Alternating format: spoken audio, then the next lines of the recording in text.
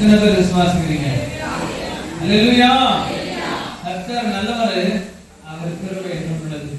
அவர் கிருபை என்றும் உள்ளது என்பதனாலதான் நாம் இந்த நாளிலே தேவனை தேடி அவருடைய ஆலயத்தில் வந்து அவரை துதிக்க முடியாது வந்திருக்கிறோம். அல்லேலூயா. நம்மளுக்கு சுகத்தை கொடுத்திருக்கிறார், பலத்தை கொடுத்திருக்கிறார், சமாதானத்தை தரார் என்கிறாரு. தேவனை தேடுகிற வாஞ்சியை கர்த்தர் கொடுத்திருக்கிறார். அல்லேலூயா. ஆனாலும் ஒரு சில லேட்டா வந்துட்டீங்க, கர்த்தர் உங்களை மன்னிப்பார். நீங்க திரும்ப சொல்ற தேவனை தேடுகிறதுல நீங்க காம்ப்ரமைஸ் பண்ணாதீங்க. வியாதியா இருந்தாலும் சரி, குழந்தையா இருந்தாலும் சரி, பஸ் லேட்டு, ஆட்டோ லேட்டு, இப்படி எந்த ஒரு காரியமா இருந்தாலும் நீங்க அதை தவிர்த்து அதை தாண்டுங்க. அதை தாண்டும் பொழுதுதான் நீங்க தேவனுடைய நிறைவுகளை காண்பீர்கள். அல்லேலூயா. தேவனுடைய நிறைவுகளை நீங்கள் காணணும்னா நீங்க என்ன பண்ணணும்? சொல்றது நான் உங்களுக்கு புரியணும்னு நினைக்கிறேன். நீங்க என்ன பண்ணணும்? அந்த சிச்சுவேஷன் வருது இல்லையா, தேவனுடைய ஆலயத்துல லேட்டா போகும்படியான சிச்சுவேஷன் வரும். அந்த சிச்சுவேஷன் என்ன பண்ணணும்? தாண்ட வேண்டும். அல்லேலூயா. நீங்கள் அதை தாண்டும் பொழுது தேவனுடைய நிறைவுகளை கர்த்தர் உங்களுக்கு நிறைவாய் தருவார். அவர் அமுக்கி குலுக்கி அப்புறமா சரிந்து விழும்படியான ஆசீர்வாதங்களை தருவேன் என்று சொன்னவர் தருகிறார். அல்லேலூயா. அனைவருடைய வாழ்க்கையில தந்து கொண்டிருக்கிறார், பெற்றுக் கொண்டிருக்கிறோம். இன்னும் இந்த நிறைவுகளையும் கர்த்தர் உங்களுக்கு தருவார். நீங்க இப்படிப்பட்ட காரியத்துல, தேவனை தேடுகிற காரியத்துல எல்லாவற்றிலும் நீங்க முன்னோடிகளாக இருக்க வேண்டும் என்று சொல்லி கர்த்தர் தெரிவிக்கிறார், உங்களோட சொல்லுகிறார். கர்த்தருக்கு ஸ்தோத்திரம். கடந்த வாரத்துல 2 வாரமாய் நம்ம தேவன் திறக்கப்பட வேண்டும் என்றதான வார்த்தைகளை நம்ம பார்த்து கொண்டு வருகிறோம். இருதயத்தை திறக்கணும், அப்புறமா கண்களை திறக்கணும், செவியை திறக்க வேண்டும் என்று சொல்லி நாம் கடந்த 2 வாரங்களாக நாம் தேவனுடைய வார்த்தைகளை கேட்டோம். இன்றைக்கும் தேவன் திறக்கப்படும்படியான காரியத்தை கொடுத்து இன்றைக்கும் தேவன் நம்மளோடு பேசுவாராக. தேவனுடைய வார்த்தைகளை பார்ப்போம். சங்கீதம் 51:15 வசனம் வேண்டுமாய் படிக்கலாமா?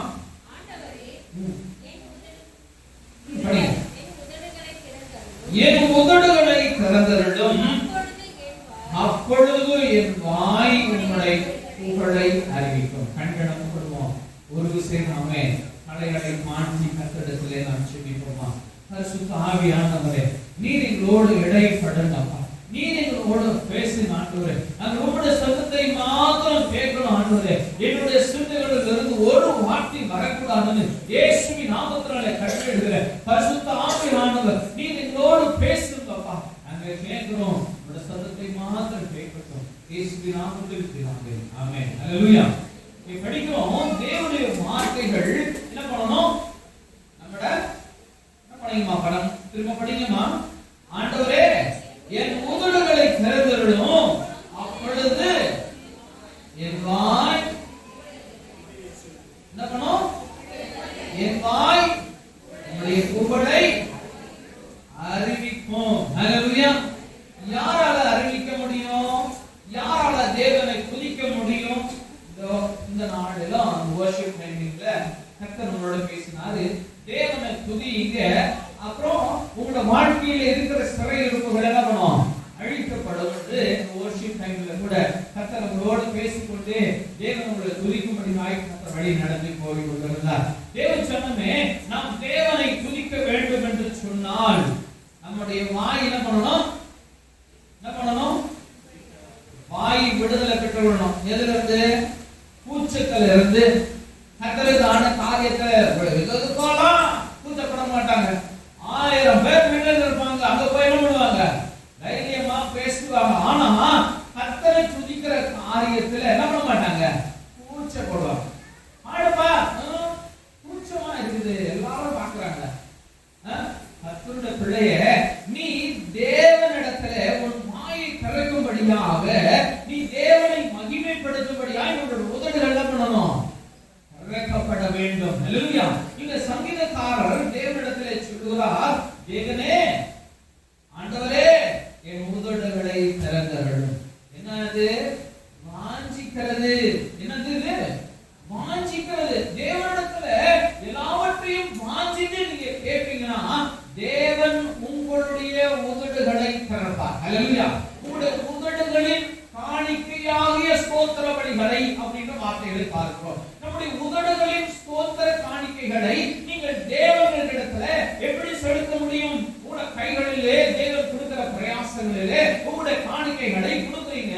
ஆனா தேவன் செய்த நன்மைகளை உங்களுடைய நாவு திறக்கலாடினா நீங்க தேவனை எப்படி நீங்க துதிக்க முடியும்? எப்படி போற்றி புகழ பாட முடியும்? அப்போ தேவனிடத்துல நீங்கள் கேட்கணும், என் தேவனே நீர் என் உதடை திறந்தருளும்.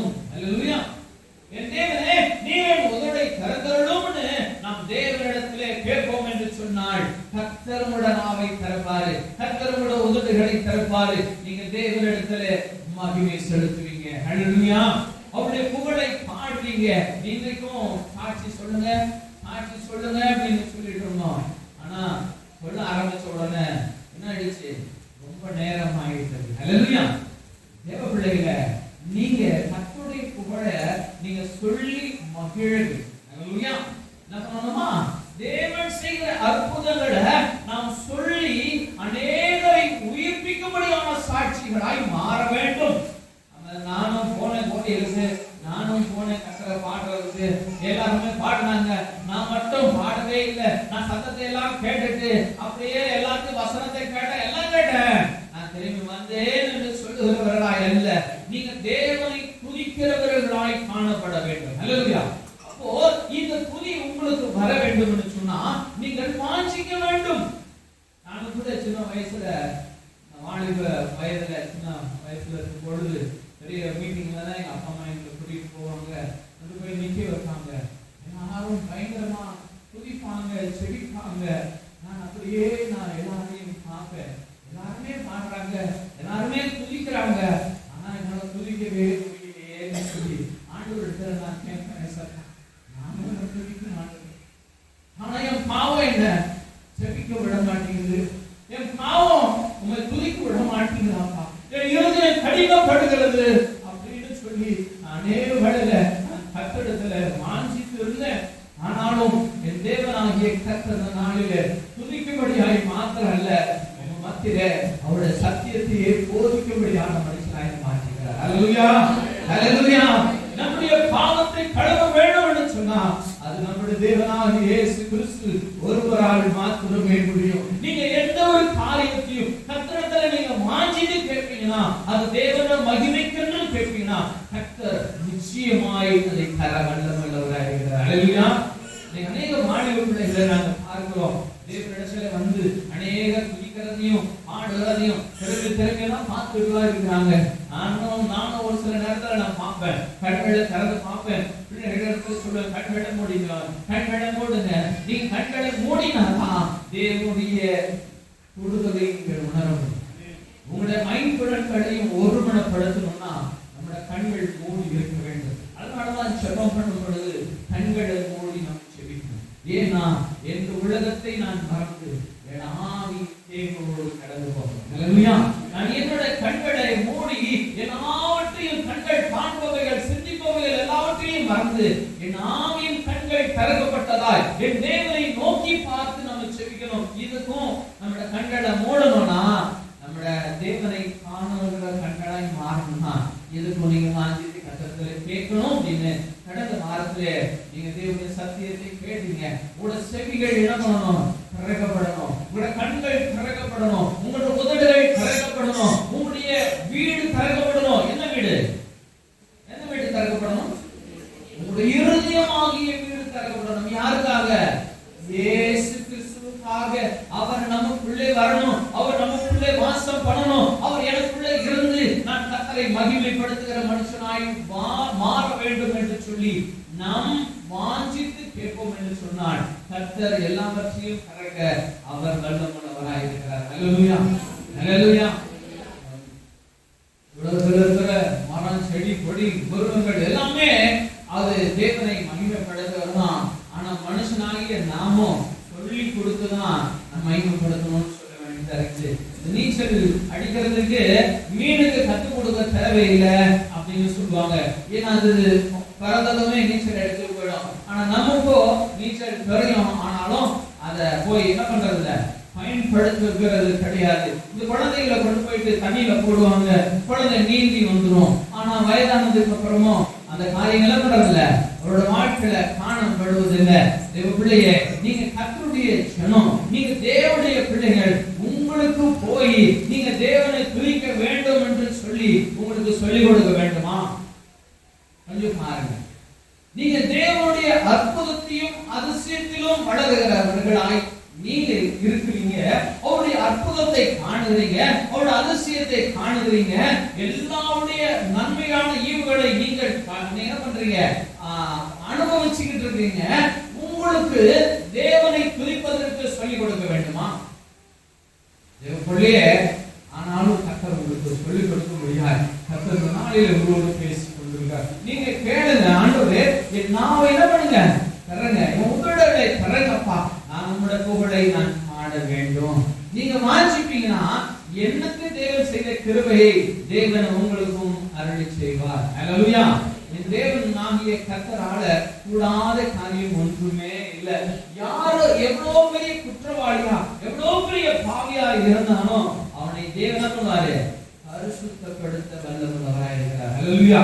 நீ தேவனிடத்துல கேட்கணும், ஆண்டவரே நான் உம்மை துதிக்கும்படியான நாவுகளை என் தேவன் எனக்கு தாங்கப்பா, என் உதட தரங்கப்பா, என் நாவை தரங்க ஆண்டவரே, நான் உம்மை புகழணும் ஆண்டவரே, உம்மை துதிக்கணும் ஆண்டவரே என்று சொல்லி நாம் கர்த்தரிடத்திலே கேட்டு இந்த கிருபைகளை பெற்று நாம் தேவனை துதித்து தேவனிடத்திலிருந்து ஆசீர்வாதங்களை பெற்றுக்கொள்ளணும். அல்லேலூயா. நீங்க துதிக்கிறதுனால ஆசீர்வாதம் மாத்திரம் அல்ல, நீங்க துதிக்க துதிக்க துதிக்க நீங்க தேவனுடைய மகிமையை பெற்றுக்கொள்வீங்க, பரிசுத்தத்தை பெற்றுக்கொள்வீங்க. உங்களுடைய பாவம் உங்களை விட்டு நீங்கி போவதை நீங்கள் உணர முடியும். நீங்க தேவனுடைய பிள்ளை, நீங்க தேவனை துதிக்க துதிக்க துதிக்க உங்களுக்குள்ள இருக்கிற பாவ உணர்வு வெளிப்படும். அது உங்களை விட்டு போவதை உங்களால காண முடியும். யாரெல்லாம் இப்படிப்பட்ட அனுபவம் பெற்றிருக்கீங்கன்னு எனக்கு தெரியல, ஆனாலும் என்னோட வாழ்க்கையில என் தேவனை துதிக்கும் வேளையில நான் துதிக்கிலே வாழ்க்கோடுதலான காரியத்துல என் பாவம் எல்லாம் என்னை விட்டு நீங்கி போனது. என்னை தேவன் பரிசுத்தப்படுத்திக் கொண்டே இருந்தாரு. ஆனாலும் என் தேவ பிள்ளையே, இப்படிப்பட்ட ஒரு வாழ்க்கை உங்களுடைய வாழ்க்கையில உண்டாகணும்னா நீங்க தேவனிடத்திலே கேட்க வேண்டும். அல்லேலூயா. என் வாயை திறங்கப்பா, என் உதட திறங்க ஆண்டவரே, நான் உமக்காக வாழணும் ஆண்டவரேன்னு சொல்லி நான் கர்த்தரிடத்திலே கேட்கிறவர்களாய் இருக்க வேண்டும். மத்தேயு 18:15 அதிகாரம் 8வது வசனத்தை யாராவது படிங்க. மத்தேயு 15. இந்த ஜனங்கள் தங்கள் வாயினால் என்னிடத்திலே சேர்ந்து தங்கள் உதடுகளினால் என்னை கனம் பண்ணுகிறார்கள், அவர்கள் இருதயமோ என்ன சொல்லுங்க? அவர்கள் இருதயமோ சொல்லுங்கம்மா, சத்தமா சொல்லுங்க. அவருடைய இருதயமோ தூரமாய் இருக்கு. நீங்க அநேகரை தேவனுடைய ஜனங்களிலே நம்ம பார்க்கிறோம். They look so good. அவங்க பார்த்தா இவங்க கிறிஸ்தவர்கள் போல இருக்கிறாங்கல்ல, கிறிஸ்தவர்களாவே போல பைபிள் வச்சிருப்பாங்க, எப்பொழுதும் ஜெபிப்பார்கள், எப்பொழுதும் கர்த்தருக்காக வேகமா ஓடி வருவாங்க, தேவனுடைய ஆலயத்துல நேரத்தில் இருப்பாங்க. ஆனாலும் அவருடைய இருதயமோ தூரமாய் இருக்கிறதுன்னு கர்த்தர் நம்மளை பார்த்து சொல்லிட்டு வருகிறார். அல்லேலூயா. இந்த இருதயத்துக்கும் இந்த உதடுக்கும் ஒரு கனெக்ஷன் உண்டு. என்ன கனெக்ஷன்? இந்த இருதயம் ஆகிய நம்முடைய சரீரத்தில் இருந்த இருதயத்துக்கும் இந்த உதடும் என்ன பண்ணணும்? தேவனுக்கென்று ஒருமனப்பட வேண்டும். உள்ள வாயில வெளி வேஷங்களால நம்ம நிறையப்பட்டவர்களாய் காணப்பட்டு கிரியில ஒன்றுமே இல்லைன்னா நம்முடைய வாழ்க்கையில ஒன்றும் என்ன பண்ண முடியாது, பெற்றுக்கொள்ள முடியாது. தேவன் என்ன சொல்வாரு? இந்த வார்த்தையில உங்களை பார்த்து சொல்வாரு. என்ன சொல்வாரு? திரும்ப படிங்கம்மா. இந்த ஜனங்கள் தங்களோட வாயினால என்கிட்ட சேர்ந்துறாங்க, இந்த உதடுகளினாலதான் என்ன கனம் பண்றாங்க, ஆனால் அவருடைய இருதயமோ எனக்கு தூரமா இருக்கிறது சொல்லுகிறார். என் தேவ பிள்ளைல, என் தேவ ஜனம், இருதயம் தேவனுக்குரியதாக இருக்க வேண்டும். அல்லேலூயா. நீங்க உதடுகளின் ஆளை எல்லாவற்றையும் நீங்கள் தேவனுக்கு செலுத்திவிட்டு உங்களுடைய இருதயம் தேவன் செய்கிறபடியான கிரியைகள் உங்களிலே காணப்படவில்லை என்றால் நீங்க தேவனை தேவனுக்கு மகிமையான பாத்திரமா இருக்க முடியாது. என் தேவனுடைய துதி காணிக்கைகளை ஏற்றுக்கொள்ள மாட்டார். உங்களை எல்லாருக்குமே தெரியும், காயினும் ஆபேல் இருவரையும் உங்களுக்கு தெரியும். இருவருமே காணிக்கைகளை கொடுத்தார்கள். ஆனால் இந்த ஆபேல் என்ன பண்ணினான்? தனக்கு இருந்தவைகளிலே உயர்ந்தவைகளை, நேர்த்தியானவைகளை, ஆசீர்வாதமுள்ளதை, அழகானதை, உயர்வானதை, பரிசுத்தமானதை, எந்த ஒரு குறையில்லாததை அவன் தேவனுக்கு காணிக்கை செலுத்தினான். அல்லேலூயா. என் தேவன் அந்த காணிக்கைகளை அங்கீகரித்தார்.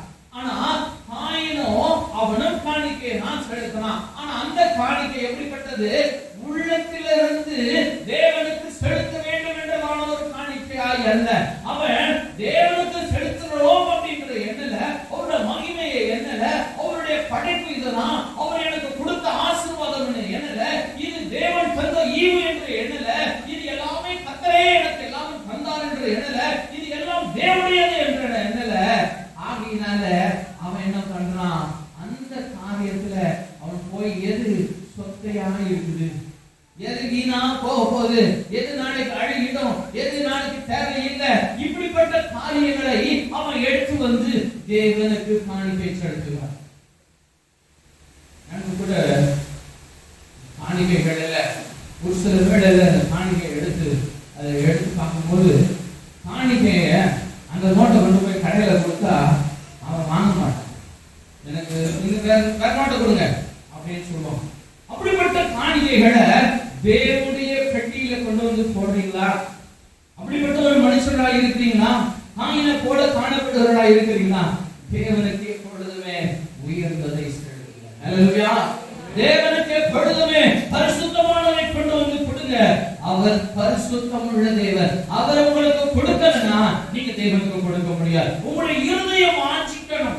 உங்களுடைய இருதயம் வாஞ்சிக்கணும். கடந்த வாரத்தில் நீங்க கேட்டீங்க, இந்த சவுல் தேவனுடைய வார்த்தையை கேட்டான். ஆனாலும் அவன் தேவனுடைய வார்த்தையை முழுமையாய் கீழ்ப்படியல.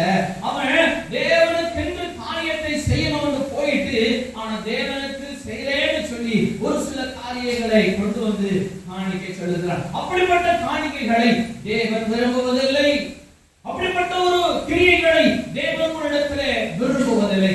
தேவன் விரும்புவதெல்லாம் அவருடைய வார்த்தைகளை முழுமையாய் கேட்டு கீழ்ப்படிய வேண்டும். அல்லேலூயா. No compromise. தேவனிடத்துல எந்த காலத்திலும் ஒரு சாக்கு போக்கு சொல்லாதீங்க. எங்க அப்பா அடிக்கடி பாடுவாரு, சாக்கு போக்கு சொல்லாம ஜல்தியாய் ஓடி வந்து அப்படின்றதான அந்த சண்டே கிளாஸ் பாட்டை அடிக்கடி பாடி தேவனுடைய ஜனங்களாகிய உங்களுக்கு அவருடைய அநேக பிரசங்களை அவர் உங்களுக்கு சொல்லி இருக்கிறாங்க. நீங்க கேட்டிருப்பீங்க, என் தேவ ஜனமே, நீங்க கர்த்தருடைய பிள்ளைங்க, தேவனுடைய பிள்ளைங்க. உங்களுடைய இருதயம், உங்களுடைய கண்கள், உங்களுடைய செவி, உங்களுடைய உதடுகள் எல்லாம் தேவனுக்காய் திறக்கப்பட வேண்டும். அல்லேலூயா. அல்லேலூயா.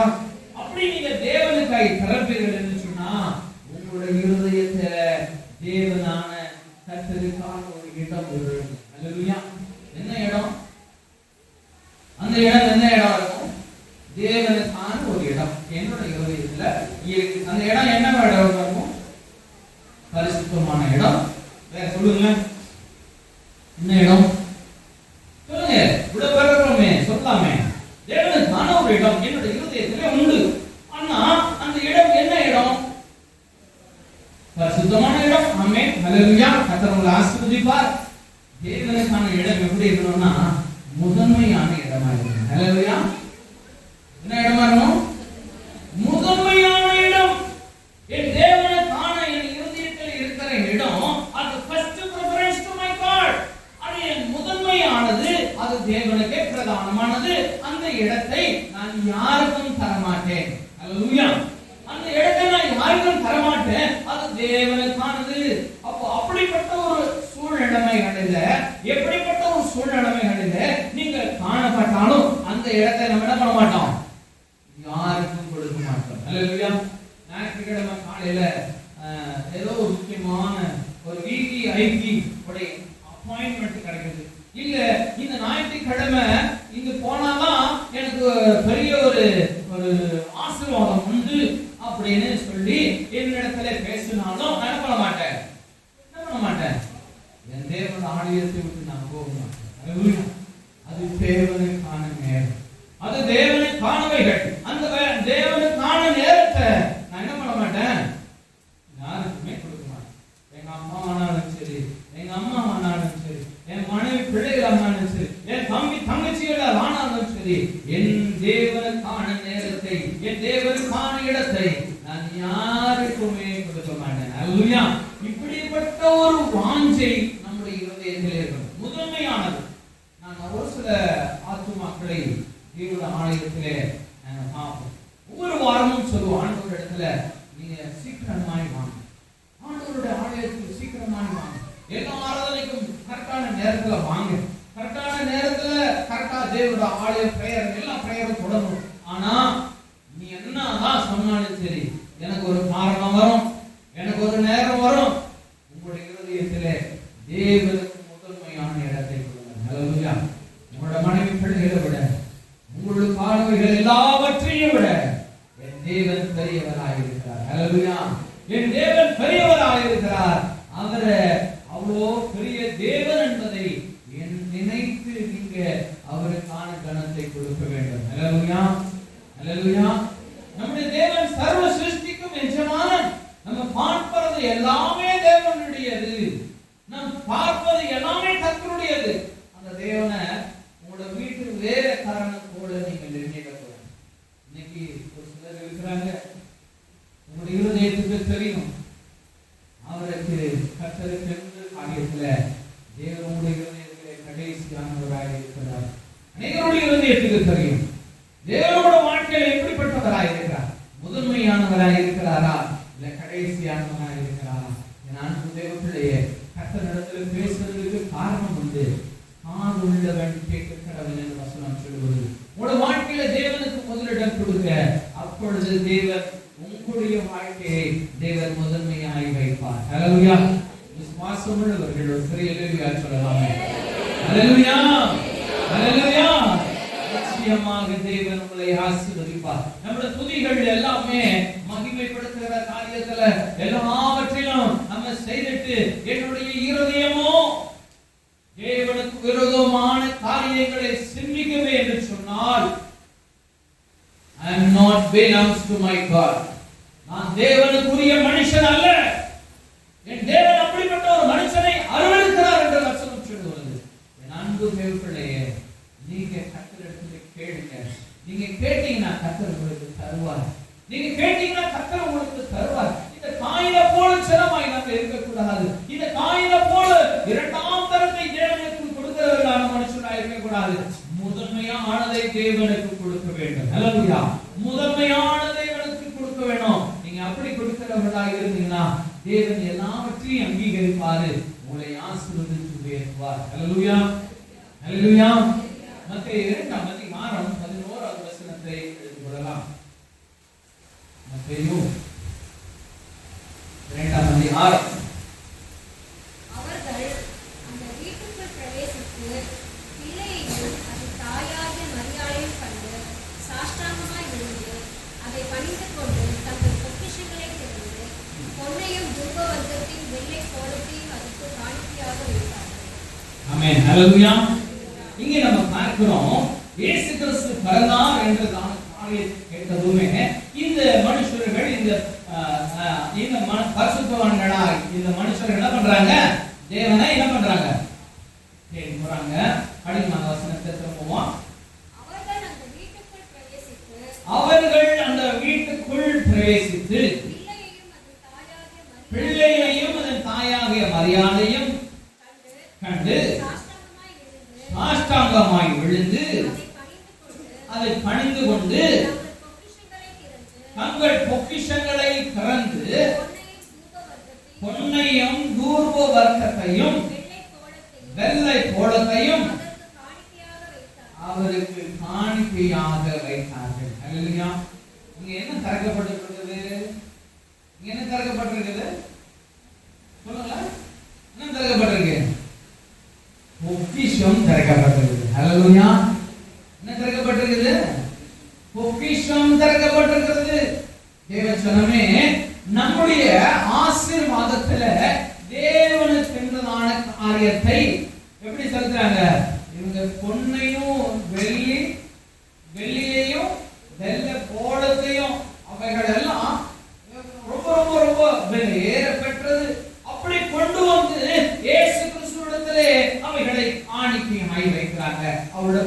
பொக்கிஷங்கள் திறக்கப்படுகிறது. அல்லேலூயா. நம்முடைய பொக்கிஷங்கள் திறக்கப்பட்டிருக்கிறதா? தேவனுக்கானவைகளை தேவனுக்கு கொடுக்கிறவர்களாக இருக்கிறோமா? தேவனுக்குரியவைகளை தேவனுக்கு கொடுக்கிறவர்களாக இருக்கிறோமா? லூக்கா 21ஆம் அதிகாரம் 4வது வசனத்தை படிக்கலாமா? லூக்கா 21. அவர்கள் எல்லோரும் தங்கள் பரிபூரணத்திலிருந்து எடுத்து தேவனுக்கென்று காணிக்கை போட்டார்கள். இவளோ தன் வறுமையிலிருந்து தன் ஜீவனத்துக்கு உண்டாயிருந்தது எல்லாம் போட்டு விட்டார். பாருங்க, கர்த்தருடைய பிள்ளை தேவனோட வாஞ்சை எவ்வளவு பெரிய வாஞ்சையா இருக்குது பாருங்க. எவ்வளவு பெரிய ஒரு கன்னடத்துல ஒண்ணுமே இல்ல, எதுவுமே கிடையாது. இருக்கிறது என்ன இருக்கு? 2 காசு தான் இருக்குது. இதையும் நான் வச்சு என்ன பண்ண போறேன்? நான் தேவனுக்கு நான் கொடுப்பேன் என்று இப்படிப்பட்ட ஒரு வாஞ்சை நம்மிடத்துல இருக்கலாம். இது 7 விதவை தன்னத்துல எல்லாவற்றையும் கொண்டு வந்து அந்த இருக்கிற 2 காசு மட்டும்தான்.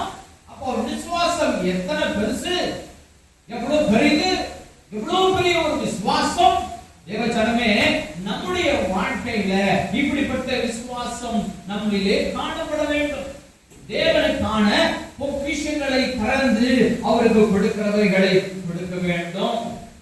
இன்னைக்கு அநேகர் என்னோட பிரச்சனை எல்லாம் முடிஞ்சதுக்கு அப்புறமா நான் தேவனுக்கு போய் என்ன பண்ணுவேன்? காணிக்கை செலுத்துவேன். எனக்கு ஒரு நல்ல ஒருத்தர் எனக்கு தெரியும். அவரோட வாழ்க்கையில சம்பாதித்ததும் சேலரி வந்ததுமே சேலரி எல்லாம் பார்ப்பாங்க. என்ன பண்ணுவாங்க தெரியுமா? எல்லாத்துக்கும் எடுத்து வச்சிருவாங்க. எடுத்து வச்சா என்ன ஆயிடும்? எல்லாத்தையும் எடுத்து வச்சிருவாங்க. எடுத்து வச்சா என்ன ஆயிடும்? முடிஞ்சு போயிடும், காலி ஆயிடும். அதுக்கப்புறமா என்ன சொல்லுவாங்க? என் தேவையே ஜாஸ்தி ஆயிடுச்சு, நான் எப்படி நான் கர்த்தருக்கு கொடுக்க முடியும்? என் பண தேவைகள் எல்லாமே என்ன ஆயிடுச்சு? என்னுடைய தேவைக்கு பூர்த்தி ஆகி போச்சு, நான் எப்படி தேவனுக்கு என்று எடுத்து வைக்க முடியும்? தேவன் சொல்கிறாரு, முதலாவது தேவனுடைய ராஜ்யத்தை தேடுங்கள். அல்லேலூயா. உன்னுடைய இருதயத்திலே தேவனுக்கு நீ முதலிடம் கொடுப்பாய் என்று சொன்னா, சாலரி வாங்கினதுமே என்ன பண்ணுவோம்? முதலாவது தேவனுக்கு எடுத்து வைப்போம். முதலாவது கர்த்தருக்கு எடுத்து வைப்போம். பிறகு அதை எடுத்து நாம் செலவு பண்ணும் பொழுது தேவன் அதை ஆசீர்வதிப்பார். அல்லேலூயா. இப்படி விசுவாசம் நம்முடைய வாழ்க்கையில இருக்கிறதா? இப்படி விசுவாசம் நம்முடைய வாழ்க்கையில இருக்கிறதா? முதலாவது தேவனுக்கென்று நாம் எடுத்து வைத்து பிறகு நாம் அதை எடுத்து செலவு பண்ணும் பொழுது தேவனுடைய ஆசீர்வாதத்தை நாம் காண முடியும். எங்களுக்கு தெரியும், எங்களுடைய அங்கிள் டிக்கி அங்கிள்னு எங்களுடைய அங்கிள் மதுரையில் இருக்கிறாங்க நினைக்கிறேன். அந்த டிக்கி அங்கிள் அவரு ஆவின் மில்க் அந்த ஃபேக்டரியில வந்து ஒரு டிரைவராக இருந்தார். அவரு சேலரி வாங்கிட்டு அவரு டியூட்டி கண்டினியூ போட்டுருவாங்க. அவர் கொண்டு வந்து லாரியை அந்த இடத்துல நிறுத்தி வச்சுட்டு வேகமா ஓடி வருவாரு. அவர் அப்பவே வயதுல முதிர்ந்தவரா இருந்தாரு. வேகமா ஓடி வருவாரு. ஓடி வந்து, ஐயா சாலரி வாங்கிருக்கீங்க, இந்த சாலரி சோம் பண்ணுங்க. அப்படியே சாலரி கவர அவர் ஊழியக்கார இடத்துல கொடுத்து சோம் பண்ண சொல்லுவார். அந்த ஊழியக்காரர் அந்த சாலரி அப்படியே சோம் பண்ணுவாரு.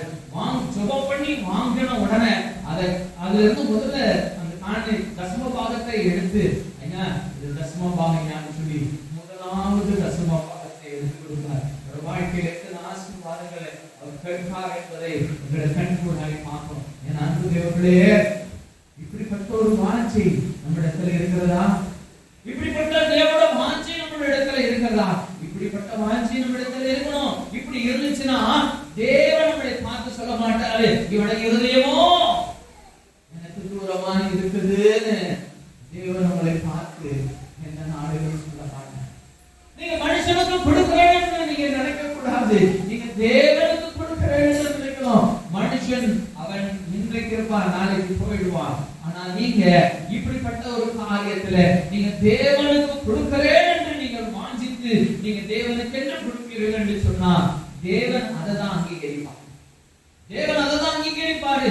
எல்லா செலவுகளெல்லாம் முடிஞ்சதுக்கு அப்புறமா எனக்கு ஒரு 100 ரூபாய் தான் மீதி இருக்குது, இதை போய் நான் காணிக்கை போட வேணும்னா அது தேவன் அங்கீகரிப்பாரா? அது தேவன் ஏற்றுக்கொள்வாரா? அன்பு பிள்ளைகளே, என் தேவ ஜனமே, கர்த்தர் உங்க இடத்துல உங்க இருதயத்தின் வாஞ்சையை அறிந்திருக்கிறவராக இருக்கிறார். நீங்க என்ன செய்யணும், நீங்க என்ன பண்ணணும், எல்லாவற்றையும் கர்த்தர் உங்களுக்கு சொல்லிக் கொடுக்கிறாரு. அவர் உங்களை ஆசீர்வதித்தால் ஒழிய நாம் ஆசீர்வதிக்கப்பட முடியாது. அவர் நம்மை உயர்த்தினால் ஒழிய நம்ம உயர்வுகளை காண முடியாது. நீங்க தேவனுக்கு முதலிடம் கொடுப்பீங்கன்னா கர்த்தர் உங்களை நிச்சயமாகவே ஆசீர்வதிக்கவே ஆசீர்வதிப்பார். என்னோட வாழ்க்கையில நான் சொல்றேன், இந்த ஊழியத்துல வந்த பிறகு நான் அநேக இடத்துல நான் முன்னாடி பிசினஸ் டைமிங்ல கூட நான் அடிக்கடி என் தம்பிக்கு கால் பண்ணுவேன், ஆமீன் எனக்கு ஒரு 2000 ரூபாய் அனுப்புடா, ஆமீன் எனக்கு ஒரு 5000 ரூபாய் வேணும். இப்படி என் தம்பி இடத்துல நான் உரிமையாய் கேட்பேன். ஆனா நான் தேவனோட ஊழியத்துக்கு வந்தது பிறகு நான் யாரிடத்திலும் ஒவ்வொரு நாளும் நான் ஒரு நாளும் தேவனோட சமூகத்துல இருந்து நான் சொல்றேன், நான் யாரிடத்திலும் பணம் கேட்க மாட்டேன் ஆண்டவரே, நான் தேவனோட ஊழியக்காரன், நான் உண்மையை சார்ந்து நான் இருப்பேன்னு சொன்னேன். கர்த்தர் இன்று என்னை அப்படியே ஆசீர்வதிக்கிறார். காரணம் தெரியுமா? கர்த்தரிடத்துல முதலாவது அவருடைய பங்கை நான் எடுத்து வச்சிருவேன். முதலாவது நான் தேவனுக்கான பங்கை எடுத்து வச்சிருவேன். அப்போ நாங்க ஆசீர்வதிக்கப்படுகிறோம், வேண்டப்படுகிறோம். என்னோட வாழ்க்கையில் அநேக சாட்சிகள், ஊழியத்துக்கு வந்த பிறகு என் வாழ்க்கையில் அநேக சாட்சிகளை சொல்லிக்கொண்டே போகலாம். ஆனால் நாட்கள் போதாது. அவ்வளோ அதிசயங்களை என்னோட வாழ்க்கையில காண்கிறோம். நேற்று கூட என்னோட தேவை இருந்தது. நான் சொன்னேன், நான் கேட்க மாட்டேன்ப்பா, நான் யாரிடத்திலும் கேட்க மாட்டேன், நீங்க நல்லவர், நீங்க எனக்கு செய்வீங்க. டைம் ஆயிடுச்சு, நீங்க இப்படி பண்ணுங்க, நீங்க போன் பண்ணிடுங்க. என் வைஃப் சொல்றா, நீங்க போன் பண்ணி சொல்லிடுங்க. இல்ல, நான் போன் பண்ண மாட்டேன், கர்த்தர் செய்வார். நைட் வராங்க, ஐயா இந்த காணிக்கை அந்த சுமம் பாகம் கொடுக்கிறேன், கர்த்தரை நன்றி செலுத்துறேன். அதற்கு பிறகு நான் அந்த காணிக்கை கட்டும் பேக்கில போட்டு அவனுக்கு கேன்சல் பண்ணி வந்தேன். என் தேவன் உங்களுடைய தேவைகளை அவர் அறிந்திருக்கிறார். கடைசி நொடி வரை நீங்க தேவனுடைய தாய் நீங்கள் காத்திருக்கிறவர்களா இருப்பீங்கன்னா அப்பொழுது தேவன் உங்களுடைய வாழ்க்கையில அதிசயத்தை செய்ய வல்லவராக இருக்கிறார். ஹல்லேலூயா, ஹல்லேலூயா. அன்பு பிள்ளைகளே, கர்த்தரிடத்திலே உங்களுடைய பொக்கிஷத்தை திறக்கப்படபடியாய் கர்த்தரிடத்திலே வாஞ்சியுங்கள். தேவனிடத்திலே கேளுங்க, ஆண்டவரே நான் எப்படியெல்லாம் நான் செய்யணும், ஆண்டவரே நான் எப்படியெல்லாம் என் பொக்கிஷத்தை தேவனுக்கு என்று தரணும், ஆண்டவரே கேளுங்க. தேவனிடத்திலே கொடுக்கிறவன் ஒரு நாளும் நம்ப மாட்டான். கர்த்தருக்கு கொடுக்கிறதுல நஷ்டம் அடையவே மாட்டான். தனக்கு உள்ளானவை இந்த 2 காசு தான் இருக்குது, அதையும் தேவனுக்கு என்று கொடுக்கும்படியான இந்த வாஞ்சை அந்த 7 விதத்தில் இருக்குதுன்னா நம்முடைய இருதயம் எப்படிப்பட்டதாக இருக்கிறது? இப்படிப்பட்ட ஒரு இருதயத்தை நீங்கள் தேவனிடத்தில் கேட்கிறீர்கள் என்று சொன்னால் தேவன் அந்த இருதயத்தை அவர் உங்களுக்கு தருவாரு. உங்களுடைய இருதயம் தேவனுக்கு நெருங்கினதாக இருக்கும், தூரமாக இருக்காது. ஹல்லேலூயா, ஹல்லேலூயா. எடுத்துக்கொண்டு அடுத்த ஒரு வசனம் 2 கொரிந்தியர் 8ஆம் அதிகாரம் 2ஆம் வசனத்தை வாசிங்க. 8:2. அவர்கள் மிகுந்த உபத்திரவத்தினாலே சோதிக்கப்படுகையில் கொடிய தரித்திரமுடையவர்களாய் இருந்தும் தங்கள் பரிபூரண சந்தோஷத்தினாலே மிகுந்த உதாரத்துவமாய் கொடுத்தார்கள். இங்கே இந்த மக்கதனியா நாட்டு மக்களை குறித்ததான காரியத்தை நாம் இங்கே பார்க்கிறோம்.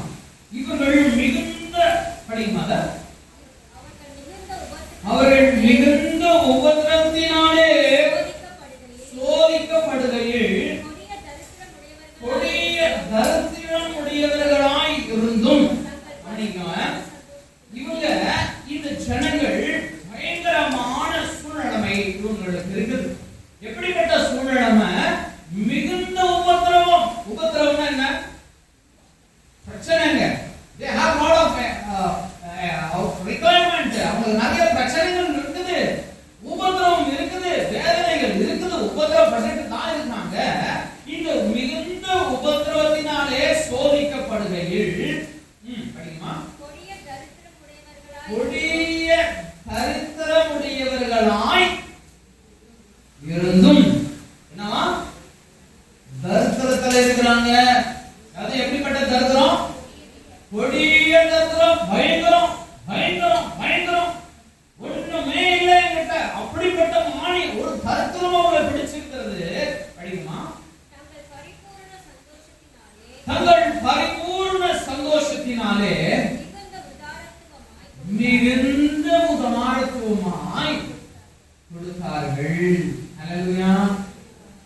கொடுத்தாங்க? மிகுந்த உதாரத்துவமாய் கொடுத்தார்கள். எப்படியா? சந்தோஷத்தோடு. பிரச்சனைகளிலே, வேதனைகளிலே, உபத்திரவத்திலே, இப்படிப்பட்ட சூழ்நிலைகளிலே இருக்கிற மக்கள் தேவனுக்கென்று கொடுக்கிறதுல தங்களுடைய உபத்திரவத்திலும் மன உகர்ந்து தேவனுக்கு கொடுத்தார்கள். நீங்க எப்படிப்பட்ட மனுஷர்களாக இருக்க விரும்புகிறீங்க? நான் ஆசீர்வாதத்தை வந்தாலும் நான் தேவனுக்கு கொடுப்பேன் என்று சொல்ல போகிறீர்களா? இல்ல உங்களுடைய சூழ்நிலைகளை காட்டிலும் தேவன் பெரியவர் என்று சொல்லி நீங்க தேவனுக்கென்று கொடுக்கும்படியான மனுஷர்களாய் மாற போகிறீர்களா? தேவப்பிள்ளையே, நீ தேவனுக்கென்று கொடுப்பதில் நீங்க முதன்மையானவர்களாக இருக்கணும். உங்களோட பொக்கிஷம் தேவனுக்கென்று திறக்கப்பட வேண்டும். அல்லேலூயா. உங்களோட பொக்கிஷம் தேவனுக்கென்று திறக்கப்படணும். அப்பொழுது தேவன் உங்களோட பொக்கிஷ சாலையை குடிப்பட்டுவாரு. அவருடைய பரலோகத்தின் பொக்கிஷ சாலையிலிருந்து தேவன் உங்களை ஆசீர்வதிப்பேன் என்று சொல்லுகிறார். அல்லேலூயா. அல்லேலூயா. உங்களுடைய பிரச்சனைகளை காட்டிலும் தேவன் பெரியவர். உங்களுடைய துன்பத்தை காட்டிலும் தேவன் பெரியவர். உங்களுடைய உபத்திரவத்தை காட்டிலும் தேவன் பெரியவர். உங்களுடைய தரித்திரத்தை காட்டிலும் தேவன் பெரியவர். தேவப்பிள்ளையே, நீ கர்த்தருக்கென்று உதாரத்துவமாய் கொடுக்கிற மனுஷனாய் மாற வேண்டும். அல்லேலூயா. அல்லேலூயா. இந்த ஜனங்கள் தேவனுக்கென்று கொடுக்கிறதுல எப்படிப்பட்ட சூழ்நிலைமையும் அவர்கள் கர்த்தருக்கு கொடுக்க மனம் உகர்ந்தார்கள் என்று நம்ம பார்க்கிறோம். இப்படிப்பட்ட வாஞ்சை நம்முடைய இருதயத்திலே காணப்பட வேண்டும். உபத்திரவத்திலும் தேவனுக்கு கொடுக்கும்படியான சின்னமாய் நாம் காணப்பட வேண்டும். ஏசாயா 44 அதிகாரம், ஏசாயா 44 அதிகாரம் 1 முதல் 3 வசனங்களை வாசிங்க. வேகமா வாசிங்க. இப்பொழுது என் தாசனாகிய யாக்கோபே, தெரிந்து கொள்ளப்பட்ட இஸ்ரவேலே, உன்னை உண்டாக்கினவரும் தாயின் கர்ப்பத்தில் உன்னை உருவாக்கினவரும் உனக்கு துணை செய்கிறவருமாகிய கர்த்தர் சொல்லுகிறதாவது, என் தாசனாகிய யாக்கோபே, நான் தெரிந்து கொண்ட யெசுரனே, பயப்படாதே. தெரியுமா? யெசுரன் அப்படிங்கிற வார்த்தை போட்டிருக்குது. யெசுரன் என்றால் என்ன? யெசுரன் என்றால் என்ன? அல்லேலூயா. நேர்மையானவன். நேர்மையானவன். யெசுரன் என்றால் நேர்மையானவன். யார் பார்த்து சொல்றாரு? யாக்கோபை பார்த்து சொல்றாரு. யெசுரன்றதுக்கு வார்த்தையின் அர்த்தம் நேர்மையானவன். ஆனா இதோடைய நேர்மையானவன்ன்ற வார்த்தைய எங்க இருந்து எடுத்துக்கன்னா, அவன் பயங்கரமான பாவியும் ஏமாற்று காரணமானவன். அவன் பயங்கரமான அகல பாதாளத்தில் இருக்கிற பாவியானவன். ஆனா தேவன் அவனை தூக்கி எடுத்து வந்து அவனை காத்து கேட்கிறாரு, விடுதலை பெற்றவனே, அல்லேலூயா, விடுதலை பெற்றவனே, ஆசீர்வதிக்கப்பட்டவனே சொல்லி தேவன் யாக்கோபை அழைக்கிறார். இன்னைக்கு தேவன் அதே தேவன் உங்களையும் அப்படிதான் அழைக்கிறாரு. நீ பாவத்தில் இருந்து உன்னை தூக்கி எடுத்து உன்னை விடுதலையாக்கப்பட்டிருக்கிற மக்களேன்னு சொல்லி தேவன் உங்களை மாற்றி சொல்லுகிறார். நேர்மையானவனே, நேர்மையானவளேன்னு சொல்லி தேவன் நம்மளை பார்த்து கூப்பிடுகிறார். நம்மள கொஞ்சம் யோசிப்போமா? நம்ம இந்த வார்த்தைக்கு சரியானவர்களா? நேர்மையானவனே கூப்பிடுற இந்த தேவன் கூப்பிடுறாருன்னா, இந்த நேர்மையானவனாய் நான் கர்த்தரிடத்தில் இருக்கிறேனா? என் தேவனிடத்துல உண்மையாய் நேர்மையானவனாய் இருக்கிறேனா? தேவ பிள்ளையே, நீங்க கர்த்தரிடத்துல இப்படிதான் அழைக்கப்படுகிறீங்க. Because is lift you up. ஹalleluya. அவருடைய அந்த பாதாளத்திலிருந்து தூக்கி எடுத்திருக்கிறாரு. அவர் உங்களை நேர்மையானவனாய் மாற்றியிருக்கிறார். ஹalleluya. ஹalleluya சொல்லலாமா? தேவன் உங்களை நேர்மையானவனாய் மாற்றியிருக்கிறார். இது யாக்கோபு எத்தனும் ஏமாற்று காரணமான ஒரு மனுஷன். ஆனா அந்த யாக்கோபை பார்த்து சொல்றாரு, சின்ஸ் தேவன் அவனை தூக்கி எடுத்து அவனை பரிசுத்தப்படுத்தி இன்றைக்கு அவன் நேர்மையானவனாய் இருக்கும்படியாக வைத்திருக்கிறார். ஹalleluya. ஹalleluya. உன்னையும் என்னையும் உங்களையும் என்னையும் தேவன் இப்படிதான் மாற்றியிருக்கிறார். We are not a perfect person. நம்ம உண்மையாய் தேவனிடத்திலே உத்தமமான மனுஷன் அல்ல. ஆனா கர்த்தர் நம்மை அழைக்கிறாரு நேர்மையானவனே சொல்லி. ஹalleluya. எத்தனை ஒரு ஆசீர்வாதம். கர்த்தருடைய சத்தம் நம்முடைய காதுகளில் கேட்குது. தேவன் உங்களை அழைக்கிறார், தேவன் உங்களிடத்தில் சொல்கிறார், நேர்மையானவனே படிக்குமா, மானமுள்ளவன் மேல் தண்ணீரையும் வறண்ட நிலத்தின் மேல் ஆறுகளையும் ஊற்றுவேன், உன் சந்ததியின் மேல் என் ஆவியையும் உன் சந்தானத்தின் மேல் என் ஆசீர்வாதத்தையும் ஊற்றுவேன். படிக்குமா,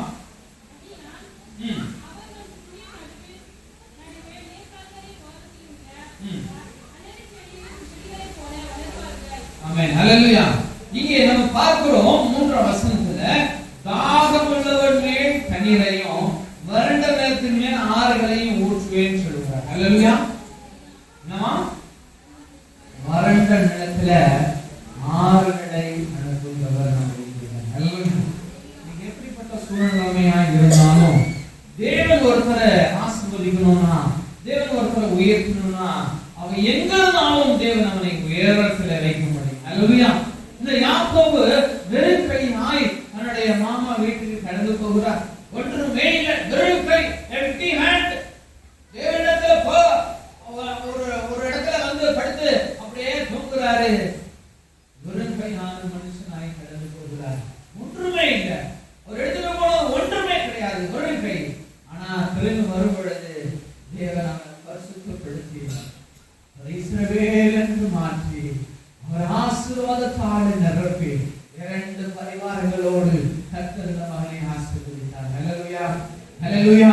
இப்படிப்பட்ட போகும்பொழுது எத்தனாய் போனவரை தேவன் வரும்பொழுது நேர்மையானவனாய் மாற்றி இருக்கிறார். ஹல்லேலூயா, ஹல்லேலூயா. இப்படிப்பட்ட ஒரு மனுஷனாய் மாற்றின யாக்கோபை போல தேவன் உங்களையும் மாற்ற வல்லவராக இருக்கிறார். உங்களோட வாழ்க்கையில வறுமை இருக்குதா, உங்களோட வாழ்க்கையில பிரச்சனைகள் இருக்குதா, வியாதி இருக்குதா, வறண்ட நிலைமைகள் காணப்படுகிறதா, துன்பம் இருக்கிறதா, தேவனை நோக்கி பாருங்க.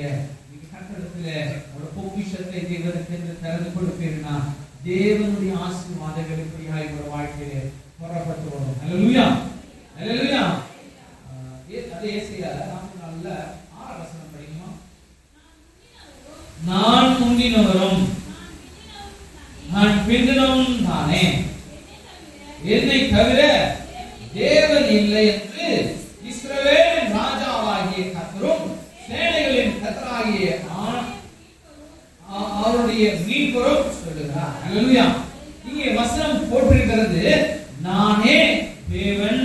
ஹல்லேலூயா. யார் தேவன்? நானே தேவன் என்று போட்டிருக்கிறது.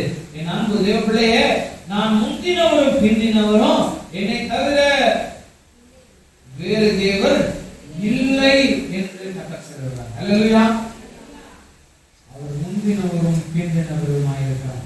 இந்த வேதம் மாத்திரமே இந்த உலகம் எப்படி உருவாக்கப்பட்டது, இந்த உலகம் எப்படி அழிக்கப்பட போகிறது, அழிந்து போன பிறகு என்ன நடக்க போகிறது, எல்லாவற்றையும் இந்த வேதம் ஒன்று மாத்திரமே சொல்லுகிறது. இந்த பரிசுத்த வேதாகமம் இந்த தேவச்சனங்களுக்காக எழுதப்பட்டிருக்கிறது. ஹல்லேலூயா. உங்களுக்காக எழுதப்பட்டதான இந்த தேவனுடைய வார்த்தைகள், இந்த தேவனுடைய வார்த்தைகளுக்கு நீங்க செவி கொடுப்பீங்கன்னா, நீங்க தேவனுக்கு என்று திறந்து அருளுவீங்கள் என்று சொன்னா கர்த்தர் நிச்சயமாக இந்த ஒரே தேவனாகிய கர்த்தர் உங்களுடைய வாழ்க்கையில அதிசயங்களை செய்ய வல்லவராக இருக்கிறார். ஹல்லேலூயா. ஒரு அற்புதத்தை உங்களுடைய வாழ்க்கையில நீங்க காணலாம், உங்களுடைய வாழ்க்கையில அவருடைய அதிசயத்தை காணலாம். நீங்க தேவனை காண பிள்ளைங்க. ஆபிரகாமை எடுத்துக்கொள்ளுங்க. இந்த ஆபிரகாம் எல்லாவற்றிலும் தேவனுக்கு என்று தசம பாகத்தை கொடுத்தான். ஆபிரகாம் எல்லாவற்றிலும், அப்போ அவருக்கு என்னென்ன இருந்திருக்குமோ, ஆடுல மாட்டுல என்னெல்லாம் இருந்திருக்குமோ எல்லாவற்றிலும் தசம பாகம். அப்படிப்பட்ட ஒரு மனுஷர்களாய் நாம் கர்த்தரிடத்திலே காணப்பட வேண்டும். இதற்கு நம்ம பொக்கிஷம் தேவனுக்காய் திறக்கப்படணும். ஹல்லேலூயா. என்ன திறக்கப்படணும்? பொக்கிஷம் தேவனுக்காய் திறக்கப்படணும். முதன்மையானதை தேவனுக்கு என்று கொடுக்கணும். இப்படிப்பட்ட ஒரு வாழ்க்கை சூழல்ல நீங்க தேவனிடத்துல நீங்க கேட்பீங்கன்னு சொன்னா கர்த்தர் எல்லாவற்றையும் திறக்க வல்லவர். ஆனா கர்த்தர் சொல்லுவது என்ன? வாஞ்சிக்கணும். ஃபர்ஸ்ட் நீ அதை விரும்பணும். நீ விரும்பினால் மாத்திரமே அதை கர்த்தர் உனக்கு தருவார். நீ விரும்பாம நான் எப்படி கொடுக்க முடியும், எனக்கு தேவை ஜாஸ்தியா இருக்கு, எனக்கு இப்படி இருக்கு, பாஸ்டர், இன்னைக்கு போனாதானே எனக்கு இந்த பிசினஸ் நடக்கும். இப்படி நீங்க தேவனுடைய நேரத்தையும் அவருடைய வேலையையும் உங்க சுயத்துக்கு என்று நீங்க எடுத்துக்கிட்டீங்கன்னா நீங்க தேவனுக்கு முதலிடம் கொடுப்பவர்கள் இல்லை என்பதை நான் இந்த வேதத்தை கொண்டு தேவ வசனத்தை கொண்டு நான் சொல்ல முடியும். இது உங்களுக்கு புண்பட்டதுன்னா நான் ஒன்றும் செய்ய முடியாது. This is the word of God. கர்த்தருடைய வார்த்தை. இந்த வார்த்தையை நீங்க கேட்டுதான் ஆகணும். அதன்படி நடக்க கர்த்தரிடத்திலே கேளுங்க. ஹல்லேலூயா. தேவனிடத்திலே கேளுங்க. வாஞ்சிங்க. ஆண்டவரே, நான் இப்படிப்பட்ட வாஞ்சை உடையவனாய் இருக்கணும் ஆண்டவரே ன்னு கேட்பீங்கன்னா கர்த்தர் உங்களுக்கு தருவாரு. தேவன் உங்களுக்கு தருவாரு. ஆண்டவரே, எனக்கு உடல்ல சரீரத்துல பலகீனம், என்னால முடியலப்பா, எழுந்திருக்க முடியல, நான் காலையில தேவன் ஆலயத்துக்கு வர முடியல, எழுந்தவனிடத்துல கர்த்தர் உங்களுக்கு தர வல்லவராய் இருக்கிறார். God can give you anything. எதையும் தர முடியும். நீ கர்த்தருக்காய் செய்வதில, கர்த்தருக்காய் கொடுப்பதில, கர்த்தருக்காய் எல்லாவற்றையும் தருவதில நீங்க தேவனுக்கு முதலிடம் கொடுக்க விரும்பினால் தேவன் எல்லாவற்றையும் தர வல்லவராய் இருக்கிறார். ஹல்லேலூயா. முதலிடங்களில பை ஆக்ஷன்ல செயல்களில எல்லாம் நான் கர்த்தருக்கு பிரியமானவனை போல காமிச்சுக்கிட்டு என் இருதயம் தேவனுக்கு விரோதமானதை செய்ததுன்னா நான் யாரா இருப்பேன்? தேவனுக்கு பிரியமான மாத்திரமாய் இருக்குமா?